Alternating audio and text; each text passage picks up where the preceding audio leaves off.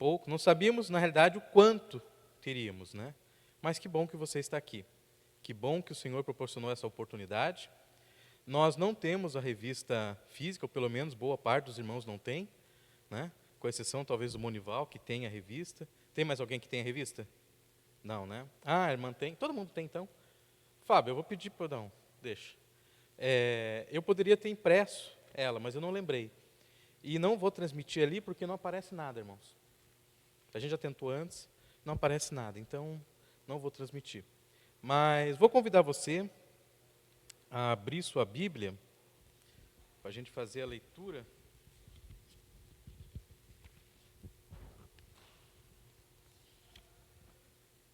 Efésios, capítulo 3, a partir do verso 14. Vamos até o 21.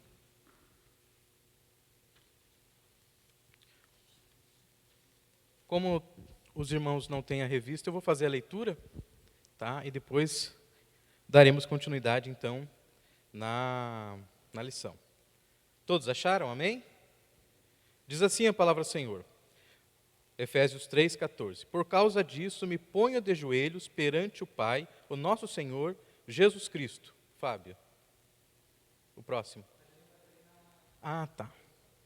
Do qual toda a família nos céus e na terra toma o nome, para que, segundo as riquezas da sua glória, vos conceda que sejais corroborados com poder pelo Espírito no homem interior, para que Cristo habite pela fé no vosso coração, a fim de, estando arraigados e fundados em amor, poderdes perfeitamente compreender com todos os santos qual seja a largura, o comprimento, a altura e a profundidade, e conhecer o amor de Cristo que excede todo o entendimento, para que sejais cheios de toda a plenitude de Deus. Ora, aquele que é poderoso para fazer muito mais abundantemente, além daquilo que pedimos ou pensamos, segundo o poder que em nós opera. E a esse a glória na igreja, por Jesus Cristo, em todas as gerações, para todos sempre. Amém. Essa é a leitura em classe, e a nossa lição está pautada nesse texto. O texto áureo diz assim: por causa disso me ponho de joelhos perante o Pai de nosso Senhor Jesus Cristo, do qual toda a família, nos céus e na terra, toma o nome. A verdade prática é a seguinte: devemos interceder pelos eleitos de Cristo para que eles sejam fortalecidos de poder, vivam em comunhão, exercitem o amor de Deus. Meus amados irmãos, esta lição é uma lição muito oportuna, né? Ela vai falar da oração, da intercessão. O tema é a intercessão pelos Efésios, e nós vamos falar de um tema que já está, digamos, quase chovendo molhado, mas os dias de hoje é possível o momento mais necessário de se falar sobre esse assunto, que é a oração, a intercessão, né? E hoje, talvez, é o período mais necessário, mais oportuno para se falar em orar, em buscar a presença de Deus, em função do momento em que vivemos, né?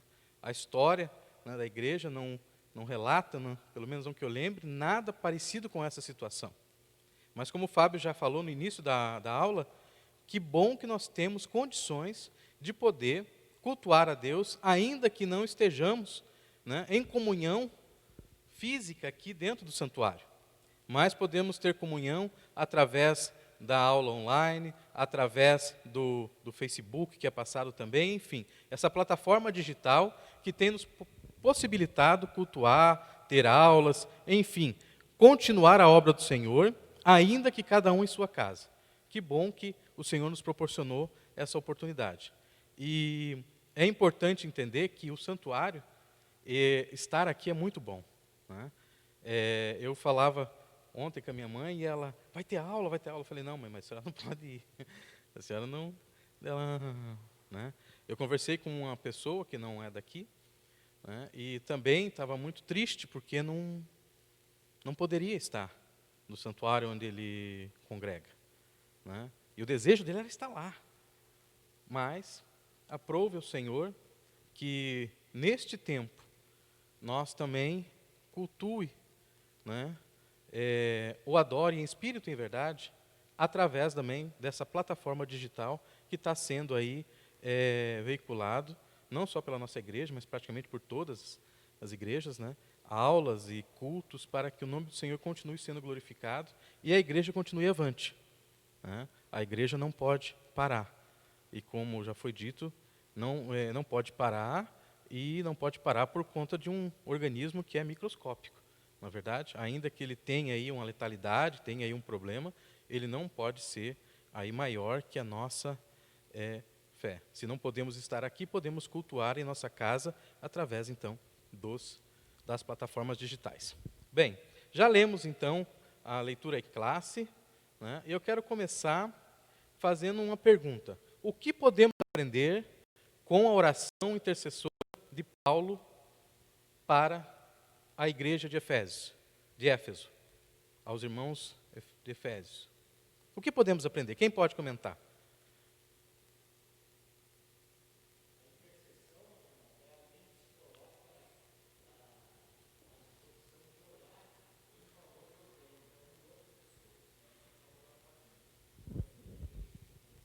Correto.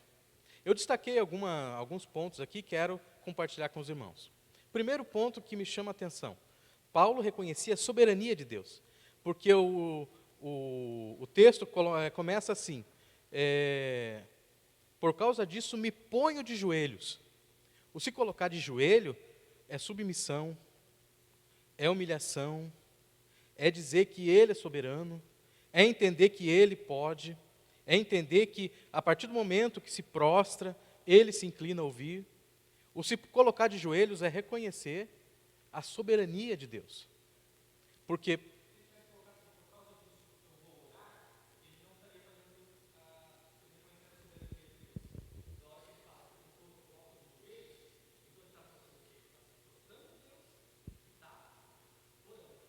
vale lembrar que a oração, não é só a oração de joelhos que tem importância, né?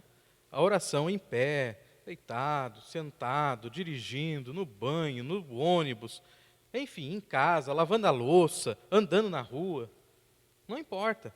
Por quê? Porque a oração, o que que é? É você conversar com Deus. E você pode fazer isso andando na rua, dirigindo o carro, né? Dirigindo o carro tem que tomar cuidado para não se alegrar muito, né? E aí a coisa sair do controle, né? Você pode se alegrar no espírito, tudo, mas daí para o carro. Aí deixa Deus te usar. Fora disso, os outros lugares, no ônibus também, né? Eu já ouvi testemunho de pessoas se alegrar no ônibus e tal, e começar a ficar cheio. Então você pode fazer em todos os lugares e também, agora, de joelho, me parece ser uma forma que demonstra um estado de humildade, de humilhação, né? Então, o primeiro ponto que eu destaco é esse. Segundo ponto, deixo o exemplo necessário, que é orar pelos outros. É muito comum, né, a oração, há quem diga que hoje oramos bem menos do que outrora, mas a oração pelos outros, e não só pelo próximo, não é verdade? Orar pelos irmãos daqui, certo? O irmão ora, na hora da oração, ora pelo irmão fulano, pelo irmão ciclano, aqueles que são mais chegados, aquele que você se lembra no momento da oração, e oração por aqueles que a gente, muitas vezes, a gente sabe que a pessoa não gosta da gente, ou aquele que é mais distante, ou aquele que a gente fica meio... Orar por todos. Orar por todos. Ele deixa muito claro que a oração intercessora, ela tem um valor muito grande. Viu? Não orar só por... Orar intercedendo pela igreja, intercedendo. Agora, volto a dizer, uma oportunidade crucial para a nossa nação. A oração do justo pode muito seus efeitos, e nossa nação necessita do povo de Deus orando por ela, em favor, em especial, para que Deus direcione as autoridades competentes para tratar dessa pandemia da melhor forma possível, certo? Para que tudo se resolva o mais breve, com o menor dano possível também, né? E também que o nosso país caminhe segundo a vontade de Deus. A palavra do Senhor diz assim: feliz a nação cujo Deus é o Senhor. E nós cremos e queremos que o Senhor seja o Senhor da nossa nação em todos os aspectos.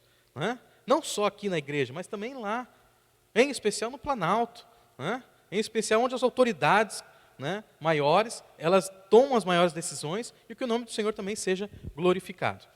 Também Paulo faz uma oração espiritual. Não é uma oração diária, no sentido que, Senhor, obrigado por esse dia, por essa noite, obrigado pelos livramentos, obrigado, enfim. Aquela oração corriqueira que nós fazemos na hora do almoço, na hora do jantar, na hora, certo? Mas é uma oração que vai além. Ele pede que a igreja seja cheia do Espírito, pede que que a igreja, que o Cristo habite entre os irmãos e que o amor, né, venha ser manifestado nos crentes. Olha que coisa extraordinária. E essa oração não se refere apenas à igreja de Éfeso. Ela é até nós alcançamos essa geração, que é por todas as gerações. Então, ele faz uma oração que é além, é uma oração espiritual. Né? Nos chama a atenção de que devemos pedir aquilo que necessitamos ao Senhor, claro que sim. Né? Agradecer por todas as coisas que o Senhor nos dá, claro que sim. Mas também lembrar da questão espiritual, lembrar daquilo que o Senhor tem para nos dar, que é maior. Uma intercessão que glorifica a Deus e que não pede apenas, Senhor, eu quero que o Senhor me abençoe, só aquele pouquinho. Não, o que ele fala? Que Deus faz muito mais que nós almejamos. Aquilo que pleiteamos, não, o Senhor faz muito mais. Então, tudo aquilo que eu e você pede, o Senhor, Ele vai o quê? Nos surpreender. Então, Ele destaca, tem qualidades essa oração que nos chama a atenção. É importante dizer que tem várias orações nos relatos bíblicos. Né? Algumas longas, outras curtas. Mas essa oração de Paulo, ela chama atenção por esses elementos, certo? Por essas questões que ele vai tratar na oração, que ele pede ao Senhor de uma forma muito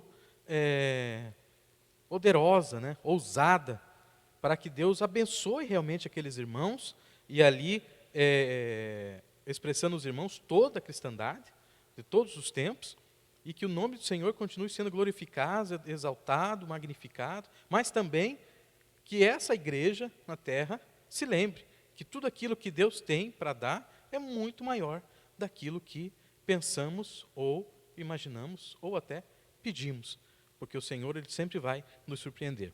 Esses são os pontos que eu queria destacar de início nessa lição. Né? Continuando, significado de intercessão. Significa pedir, rogar, suplicar em favor de outrem.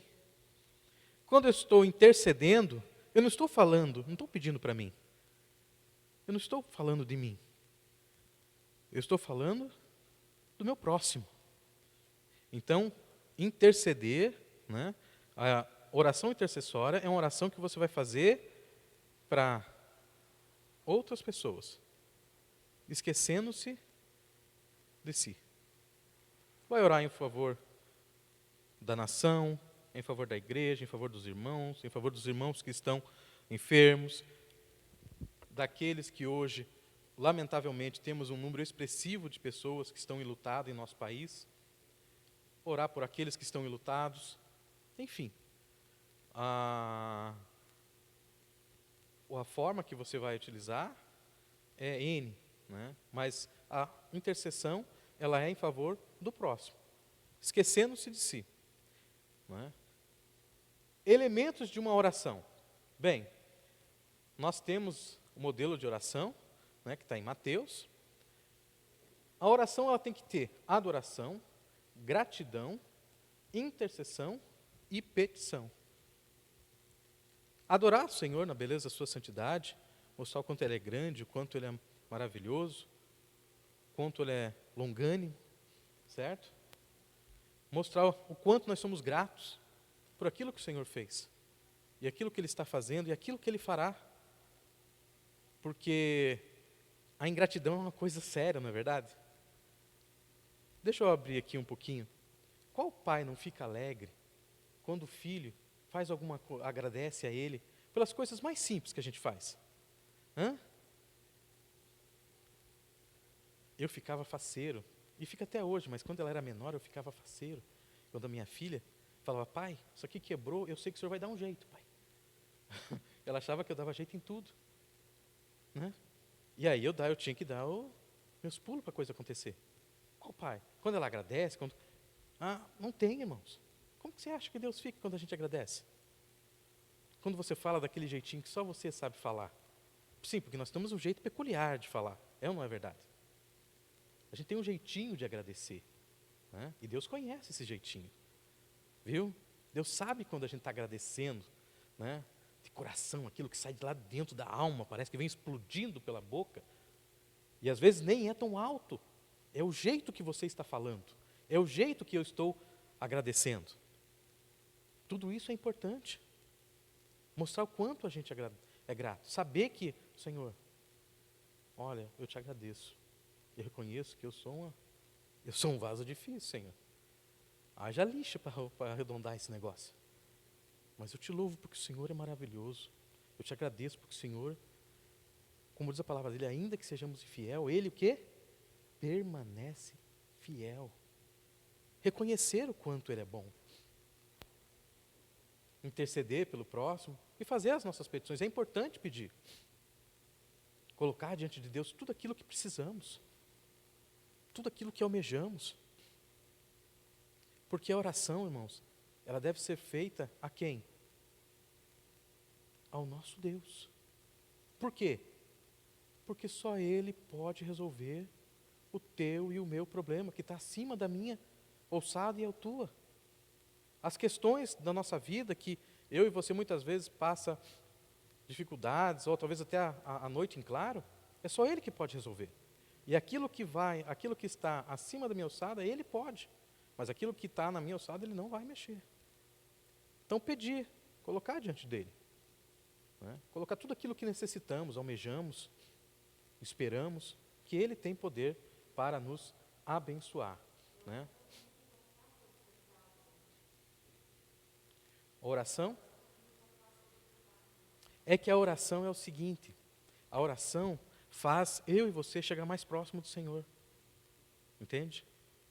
Você quer ver só uma coisa? Quando a gente começa a orar, a gente começa, Senhor, te agradeço, tá? Parece coisa meio fria, né? Aí vai, quando começa a passar um tempo, aí já começa. Aí tem alguns que depois de um certo tempo, que ele começa?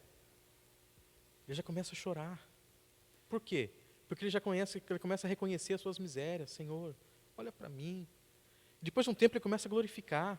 Isso vai o quê? Vai nos aproximando. Porque orar é se comunicar, conversar com Deus. E sabe qual é a oração que surte o efeito forte, não só aqui, mas lá? É a oração que é original, aquilo que de fato a gente está sentindo. Né?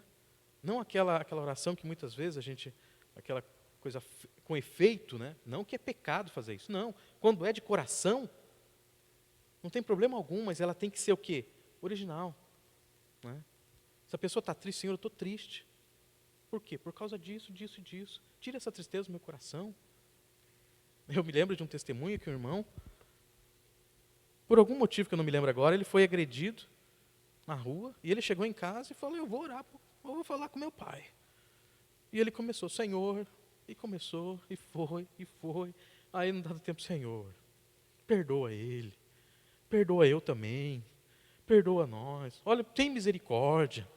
A oração que era para Deus tratar, que era para Deus, né, ir lá e ser me permita uma expressão, vingador daquela situação, mudou. Por quê? Porque ele entendeu, falou assim, nossa, mas vai que eu também tive culpa. Não, Senhor, perdoa tudo. Está vendo como que é? Quando a gente começa a chegar próximo de Deus, a nossa postura, irmã Clementina, começa a mudar. O nosso conceito, a nossa forma de agir, de pensar, de proceder, de falar. E quanto mais a gente chega próximo do Senhor, mais longe a gente está do pecado. Entende? É por isso. Né? E aí o que acontece? Quanto mais a gente fala com o Senhor, mais a gente quer que Ele fale com a gente.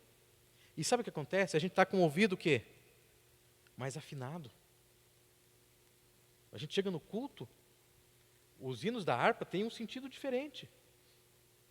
Né? O hino foi na cruz.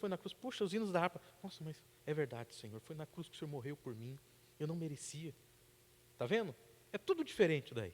Porque a gente está com o ouvido mais afinado, mais aguçado. A gente está mais pronto a ouvir ao Senhor falar.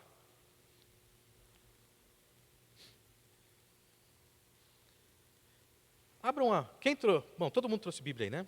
Abra a Bíblia para mim, por gentileza, em Mateus 5,15. Abre para mim aí, irmão Rafael. Mateus. Não trouxe? Deixa então. Monival, abre para mim Mateus 6, de 5 a 15.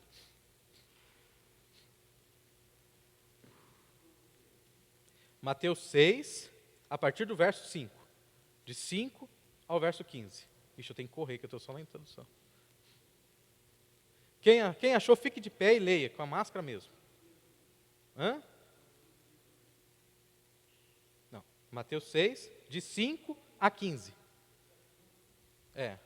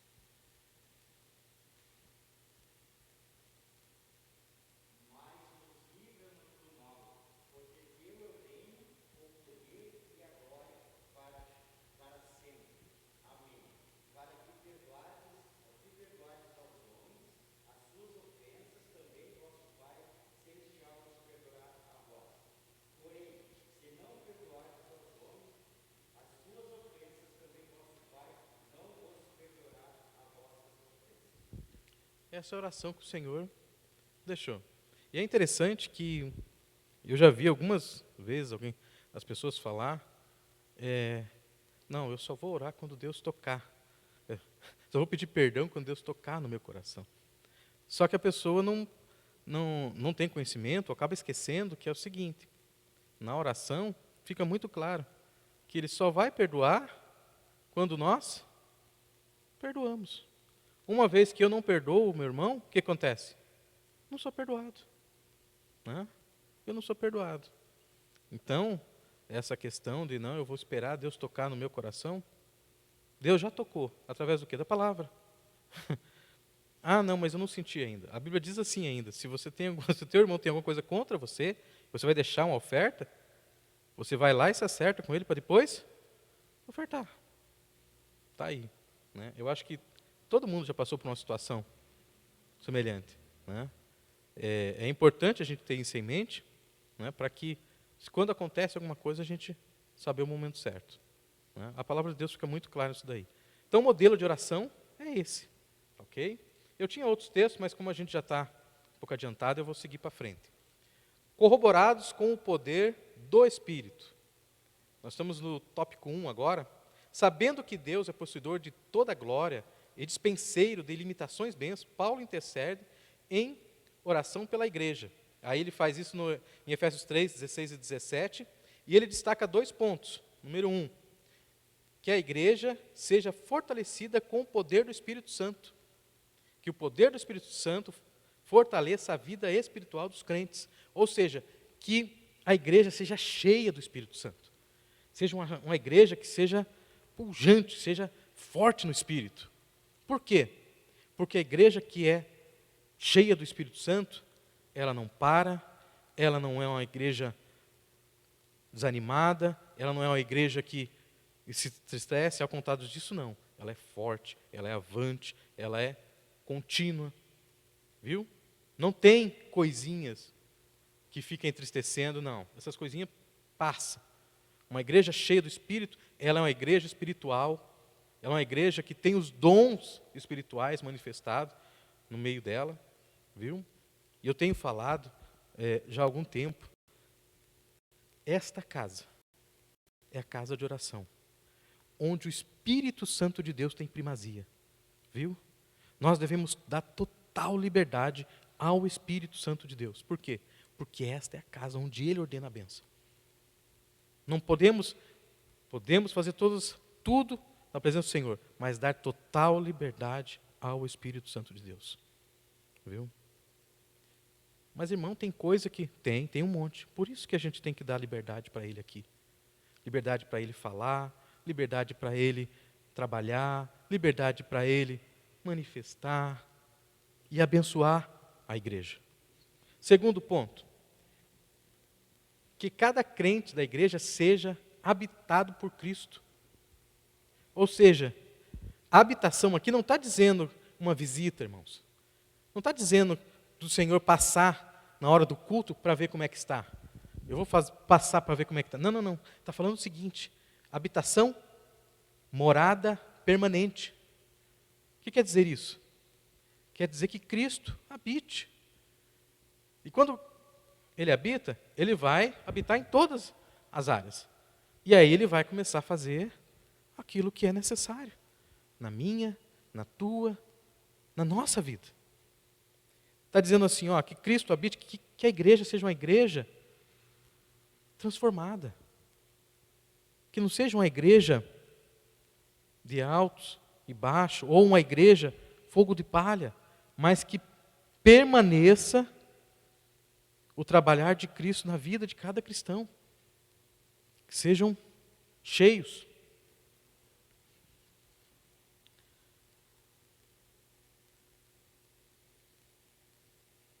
Por quê? Tudo é possível ao que crê, diz a palavra do Senhor. E veja que Ele trabalha esses elementos na oração. E é possível que a igreja de Éfeso tivesse outras questões. Talvez pessoas doentes, talvez pessoas entristecidas, talvez até pessoas que estivessem desanimadas. É possível que ele soubesse que tivesse algumas pessoas lá sim. Mas ele entendeu que era necessário orar por essas questões espirituais, porque se essas questões espirituais estivessem resolvidas na vida dos cristãos daquela igreja, todas as outras seriam também, consequentemente, solucionadas. Quando o crente está cheio do Espírito, quando está cheio de Cristo, quando está próximo, quando está na oração, quando não há pecado, não há problema, não há desavença, é manso, é tranquilo.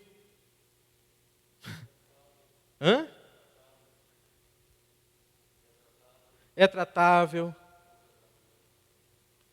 Crente ovelha é uma bênção, irmão. Não é verdade? Crente ovelha é bênção. Por quê? Porque a ovelha você pode tratar, você pode. Agora, mas para ser crente ovelha tem que ser cheio do Espírito. Tem que ser cheio. Que Cristo tem que habitar. Viu? Porque vai pensar 2 vezes antes de fazer alguma coisa.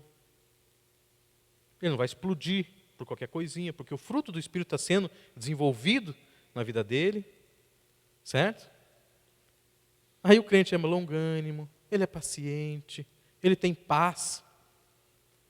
Olha que benção. Olha que benção, está vendo como é que é? E Paulo estava pedindo isso para aquela igreja. Não estava pedindo. É claro que as bênçãos materiais, elas são bem-vindas. Viu? Elas são bem-vindas. E não é pecado pedir, não. Mas que nós possamos, em tempo oportuno, a saber, os dias atuais, que nós possamos orar, pedindo as coisas espirituais, pedindo cada vez mais que possamos estar cheios da graça, que o Senhor nos ajude a passar por esse período crítico que passamos. E não só da pandemia, não só desse vírus, né, que estamos enfrentando aí, mas o vírus da frieza espiritual, o vírus do sumiço, né, e tantos outros que está aí. Da ignorância, né? Que o Senhor nos ajude. Paulo, nesse primeiro tópico, então, ele inicia fazendo um pedido duplo e muito claro. Fortalecidos com o poder. O primeiro pedido do apóstolo é para que a igreja seja corroborada, revigorada, fortalecida com poder pelo seu espírito no homem interior. Ou seja, aqui dentro nós possamos ser cheios, fortes. O apóstolo Paulo aconselha: estejam vigilantes, mantenham-se firmes na fé, sejam homens de coragem, sejam fortes. E de que forma a gente pode ser forte? Só no Senhor. E a Bíblia fala, quando pensamos que estamos fracos, aí é que estamos. Sabe o que quer dizer isso? Quando nós nos colocamos totalmente nas mãos do Senhor, reconhecendo toda a nossa pequenez, toda a nossa limitação, mostrando que nós não somos nada, e que Ele é tudo, e que Ele pode tudo na nossa vida, aí sim. É porque daí Ele pode trabalhar, aí Ele pode fazer a obra, aí Ele pode nos usar como Ele quer. Agora, quando a gente incha o peito, né, e fica bem, aí pode ter uma surpresa aí. Fortalecidos com poder. É o Espírito Santo que atua no homem interior, que capacita o crente a perseverar, a manter-se afastado do pecado e a compreender as coisas espirituais. Sem o Espírito Santo, não somos nada. Até a oração, irmãos, ele consegue, até a oração ele faz, ela chegar ao Senhor com gemidos inexprimíveis. A oração, você, segundo a palavra de Deus, nós não oramos como convém, mas Ele sabe como fazer chegar a nossa oração lá. Então veja, somos dependentes totalmente do Espírito Santo de Deus. A Bíblia fala que o nosso inimigo está ao derredor, ele não está ao redor. Sabe por quê? Porque o Senhor nos guarda. A mão do Todo-Poderoso está nos protegendo. Entre nós e nosso inimigo há uma barreira. É o Senhor que nos protege. O Espírito Santo é Ele que convence o homem do pecado. O Espírito Santo é Ele que vai trabalhando. O Espírito Santo é Ele que vai rodando. O Espírito Santo é Ele que vai enchendo. É através do poder do Espírito Santo que a igreja vai avante. Quando uma pessoa é usada com os dons espirituais, não é ela que tem o dom. É o Espírito Santo que tem ela como instrumento para usar. Porque o Espírito Santo pode usar, se assim ele quiser, todos os dias uma pessoa com profecia, sim ou não? Mas pode usar uma única vez também na vida, é ou não é verdade? E nunca mais usar. Sabe por quê? Porque o instrumento, ele é o canal. Mas o Espírito Santo é quem faz a obra. Viu? Seja para o evangelista que ganha almas, seja para aquele que tem o dom de profecia, ou dom de revelação, ou dom de cura, ou seja para pregar, ensinar, não importa. Seja qual for a função, responsabilidade ou ministério que esteja nas mãos de uma pessoa, ela só alcança êxito, só é abençoada, seu ministério só é próspero se o Espírito Santo do Senhor, de Deus, estiver trabalhando através da vida deste. Se não, não. Viu? Habitados por Cristo. O apóstolo também orou para que Cristo habitasse pela fé nos corações dos santos. Como eu já adiantei, a habitação aqui é permanente. Né? Arraigados e fundados em amor. Depois do pedido duplo do apóstolo Paulo, vem mais 2. Poder do Espírito de habitação. O apóstolo clama, fazendo mais um pedido, que a igreja possa também compreender e praticar o amor. Deus é amor. O amor, ele... E Paulo, ele coloca de uma forma tão interessante no texto, que ele fala qual é a medida, profundidade, largura. Qual que é a medida, profundidade e largura do amor de Deus? Eu gostei da sua inclinação aí com a sobrancelha agora. Qual que é? Qual que é? Ah, o outro já foi com as duas lá, ó. Qual é? Me diga, como nós podemos medir? Qual que é o instrumento que pode quantificar, qualificar?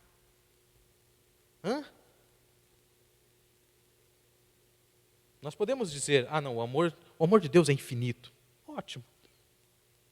Diz tudo, mas não. Em termos práticos, sabe só o que é a largura, o comprimento do amor de Deus? É João 3,16.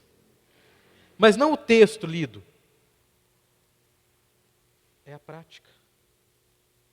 Porque Deus amou o mundo de tal maneira que deu seu Filho unigênito para todo aquele que nele crê, não pereça, mas tenha vida eterna. O texto áureo da cristandade. Agora, pensa um pouquinho nas chibatadas que ele levou, que dilacerou as suas costas. Pensa carregar aquela cruz por todo aquele caminho. Pensa ele ser crucificado. Não, irmão, isso é muito forte. Vamos voltar um pouquinho então. Pensa a agonia no Getsemane, a ponto de pedir, se possível for, passa de mim esse cálice. E sabe qual é o detalhe, irmãos? É que não tinha um pecado. Um sequer que era dele. Era todos meu, teu, nosso, de toda a humanidade. Estava sobre ele. Jesus não enfrentou só essa questão física, que é terrível, só da gente pensar. Mas ele enfrentou a opressão, o peso do pecado de toda a humanidade. E por amor, sabendo que eu e você estaríamos aqui, pecadores, e muitos, com tudo isso, negaria o seu nome ainda. Eu não posso dizer a quantidade, não posso dizer o tamanho, a profundidade, mas eu posso dizer que esse amor é muito grande. Eu me lembro que uma situação, uma vez, me chamou muita atenção com a minha esposa.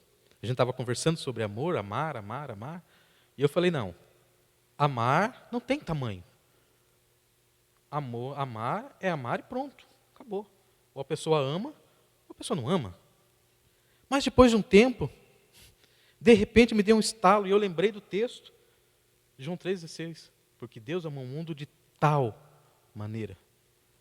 Quando eu lembrei, aí eu cheguei nela e falei, depois de algum tempo, amor tem tamanho, viu?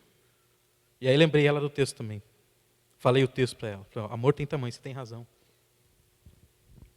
O amor de Deus para comigo e com você é como as crianças dizem, é grande.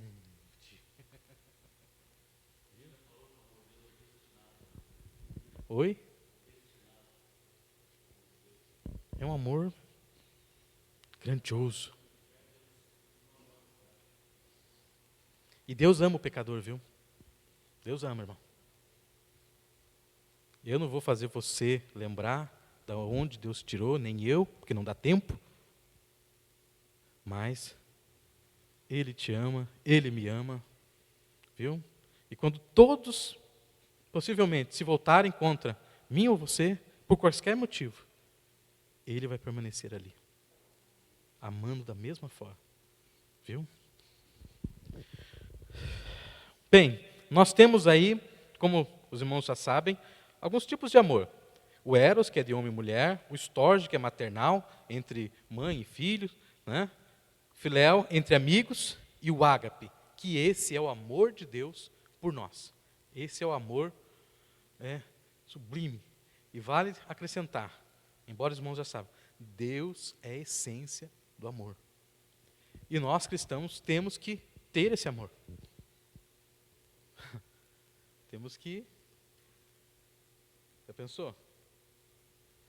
Eu amo o Senhor, né?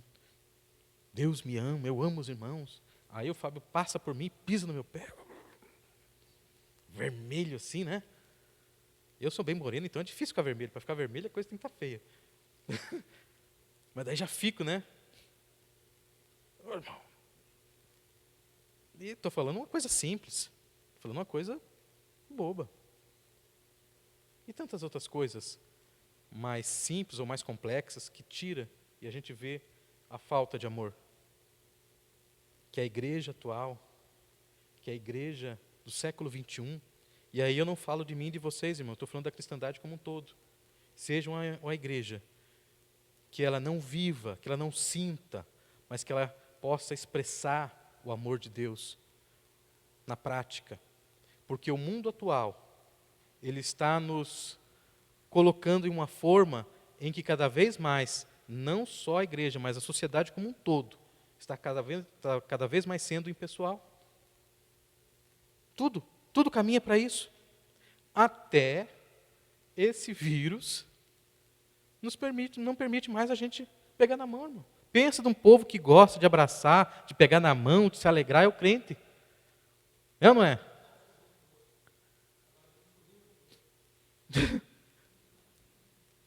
Nem no elevador você pode ir com mais de 2 pessoas. As pessoas estão, em alguns casos, estão ficando até amedrontadas. Quando chega uma pessoa muito próxima, e não só lá fora, mas o seio familiar também. E tudo isso daí é uma forma que está fazendo com que as pessoas cada vez mais fiquem. Mas não é só na pandemia. Essas plataformas digitais, onde prendem as pessoas, alguns ficam lá conectados dia e noite. Isso faz com que as pessoas fiquem cada vez mais. E há lugares que as pessoas não querem nem se dar mais o casamento. Para quê? Casa-se virtualmente. Tem coisa mais impessoal que isso? Que absurdo. Não é verdade? A igreja possa expressar esse amor. No seio, entre os irmãos, em comunidade e para com o próximo lá fora. Viu? Seja qual for a necessidade dele, que nós possamos, em tempo oportuno, expressar esse amor.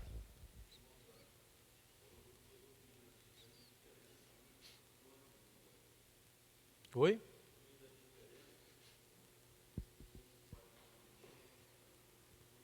Isso é uma prática, é uma forma, como eu disse, que vem lá de fora. Isso começa com o egocentrismo, entende? Aí vem pelas plataformas digitais, certo? E aí você vai vendo, são coisas simples, mas quando você olha para um lado espiritual, tudo faz sentido. Entende? E as pessoas, sim, cada vez mais indiferentes, impessoais, elas não estão mais dadas, não estão mais tão próximas quanto antigamente, e por aí vai. Aquele que não ama, não conhece a Deus, porque Deus é amor. Não tem como a gente falar que ama Deus, né? Mas se não demonstra esse amor para com o seu próximo, se não demonstra esse amor para com a família, seja ela de sangue ou espiritual, está vendo a profundidade que Paulo chegou quando ele orou? Tudo isso estava intrínseco naquela palavra. E percebam, se você olhar para outra carta, né, você vai ver que o amor não era algo que fluía. Ao contrário disso, ele teve até que tratar por questões de divisão e tudo mais. Então, é importante que percebamos essa necessidade. O amor. Foi por amor que Cristo se entregou para o resgate da humanidade. O amor é o resumo da lei e dos profetas. O amor é o sinal dos discípulos de Cristo. O amor é a prova da filiação com Deus. O amor deve ser expresso por meio de atitudes concretas. É claro, eu falar que eu amo a igreja, amo os irmãos, é uma coisa. Agora, quando eu expresso esse amor de fato, aí a coisa muda. Né? Para maiores detalhes, a gente não tem tempo, então eu não vou ler. Depois, em sua casa, abra primeira carta à igreja de Corinto, capítulo 13, e leia o capítulo inteiro. Tá bom? Você vai ver a expressão do amor. Arraigados e fundados no amor, a gente já comentou. Sem amor, a vida cristã não tem sustentação alguma. Ela fica... Eu vou fazer uma semelhança aqui, né? É como o homem prudente, de Mateus 7, que constrói a sua casa na rocha, aquele que tem amor, e o homem prudente, que constrói na areia, aquele que não tem amor. Por quê? Porque vem os ventos, as chuvas, e tocam sobre aquela casa, e a casa não resiste. Mas, aquela que está firmada na rocha, ela permanece. Então, que o amor nos sustenta também.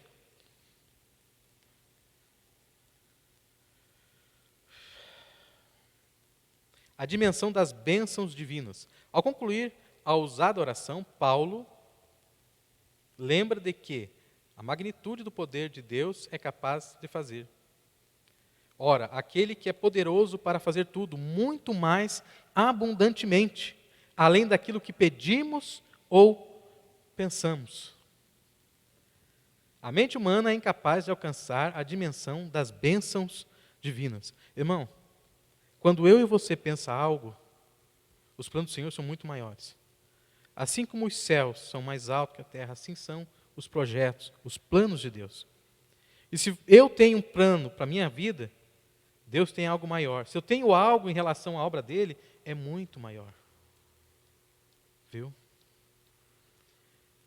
E é importante que a gente entenda, e não só entenda, mas aceite e permita que se cumpra todos esses planos, todos esses projetos, porque eles são maiores e quando nós nos deixamos levar pelo Espírito e pelo trabalhar de Deus, Ele pode realizar grandes coisas através da minha vida e em minha vida, assim como pode fazer na sua.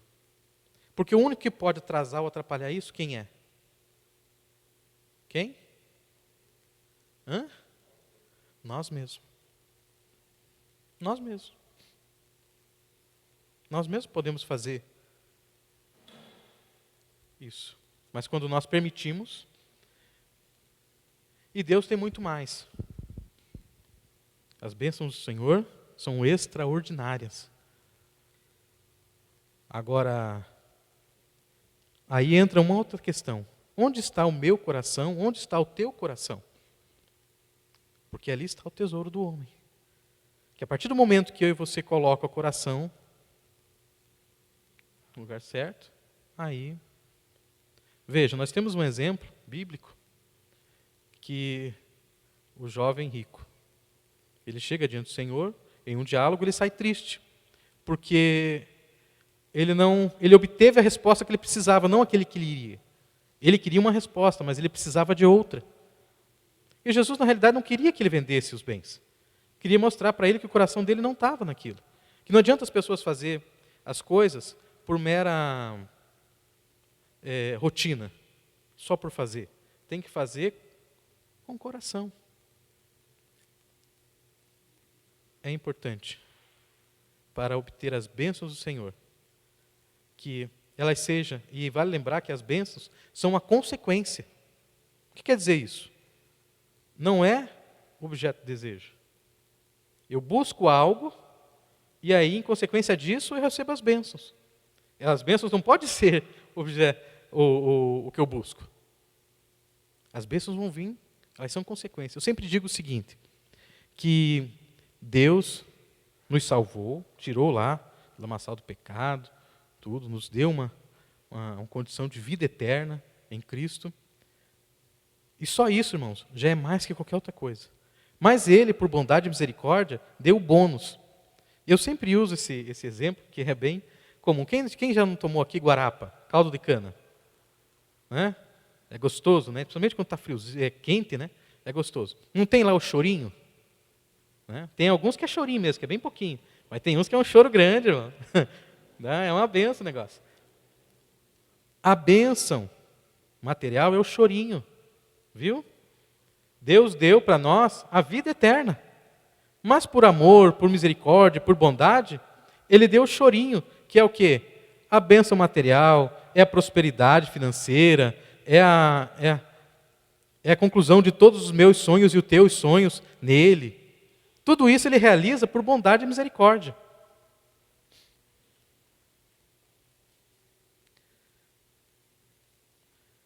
Aí ele faz um convite também à adoração. Paulo encerra esse capítulo com um convite à adoração a Deus, cuja glória é devida. Veja que propício a palavras atuais, para os dias atuais. Né? No encontro de Jesus com a mulher samaritana, ela fez uma pergunta: aonde devemos adorar? Aqui ou acolá? E o que o Senhor respondeu? Olha, vai para lá. Não, é para cá. O que ele falou? A hora é em que os verdadeiros adoradores adorarão ao Pai, em espírito e em verdade. Irmãos, no nome de Jesus, se o inimigo pensou que ia parar a igreja, ele se enganou redondamente ou quadradamente. Sabe por quê? Porque nós gostamos, almejamos estar aqui. Mas o adorar a Deus não quer dizer que é só aqui. É em todo, em qualquer lugar, em espírito e em verdade. Adorar a Deus é a forma de interagir, é a forma de proceder, é a forma de viver, viu? Do cristão. Adorar a Deus vai muito além daquilo que nós costumeiramente fazemos nos cultos, que é prostrar o nosso joelho, orar, cantar, louvar, sentir a presença, escutar a palavra, vir para frente. Isso é culto. Adorar é aqui. E não é só aqui. É em todo lugar. É dentro do carro, como eu falei, é no ônibus, é na rua, é lavando a louça, é limpando a casa, é na empresa, é num culto online, é em uma transmissão do Facebook, de uma aula da escola dominical. Não importa. Os verdadeiros adoradores adorarão o Pai em espírito e em verdade, independente do lugar. A Deus seja a glória e o louvor para todos sempre. Amém? Eu convido os irmãos a ficar de pé. Deixa eu só fazer uma oração aqui, daí você pode concluir.